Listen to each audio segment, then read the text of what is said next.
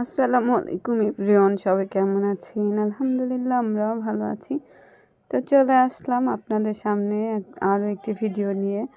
তো আমি আজকে এসেছি ক্লাস টুর বি সেকশানে। ক্লাস টুর বি সেকশানের আমার কোনো ক্লাস নেই, কিন্তু তারপরে আমি বাংলা ক্লাসের সময় এসেছিলাম। তো ওরা অনেক খুশি আমাকে পেয়ে।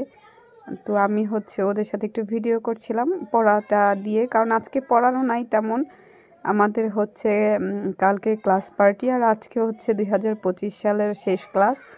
তো সেই জন্য আসলে ওদের সাথে গল্প করব, খেলাধুলা করব, আর অসাধারণ সুন্দর সময় কাটাবো, সেই জন্য আমি এসেছি।